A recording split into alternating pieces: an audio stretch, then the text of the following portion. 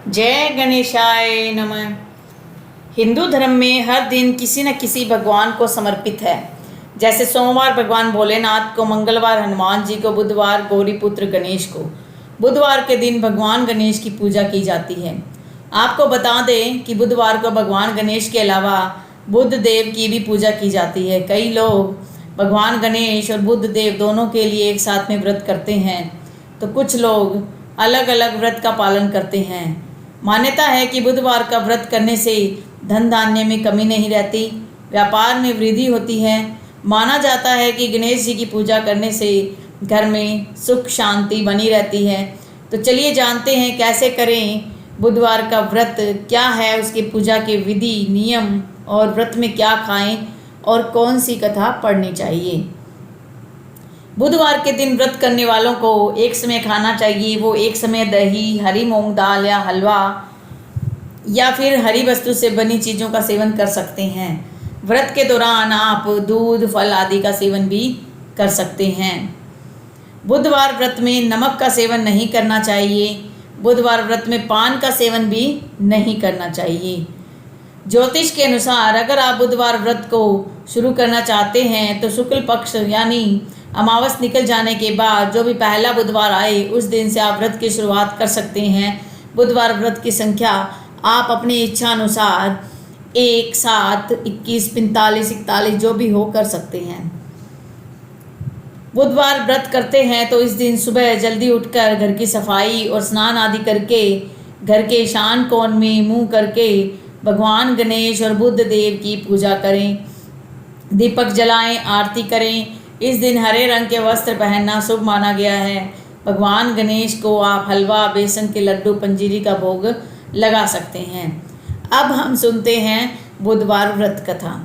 बुधवार व्रत में बुधवार कथा का पाठ आवश्यक माना जाता है।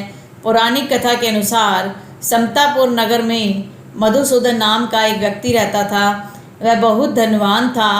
मधुसूदन का विवाह बलरामपुर नगर की सुंदर और गुणवान कन्या संगीता के साथ हुआ। शादी के बाद वो अपनी पत्नी को लेने बुधवार के दिन पहुंच गया।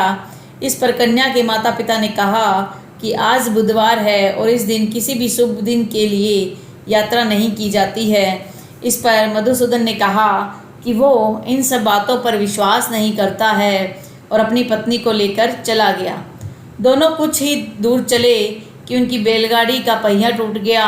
वहाँ से दोनों ने पैदल यात्रा शुरू की। इस बीच उसकी पत्नी को प्यास लगी तो वो उसे एक पेड़ की छांव में बिठाकर पानी लेने चला गया, और जब वापस लौटा तो उसने देखा कि उसकी पत्नी के पास उसकी शक्ल जैसा एक अन्य व्यक्ति बैठा हुआ है। संगीता भी उसी शक्ल के 2 लोगों को देखकर हैरान हो गई। इसके बाद उन दोनों व्यक्तियों में युद्ध होने लगा कि कौन सच्चा है और कौन झूठा। इस शोर से आसपास कई लोग जमा हो गए और उन्होंने सिपाही को बुलाकर उन्हें नगर के राजा के सामने ले गए। राजा भी उन दोनों में अंतर नहीं कर पाया और संगीता भी नहीं पहचान पा रही थी कि उसका पति कौन है। राजा ने दोनों को ही कारावास में डाल देने की सज़ा सुनाई।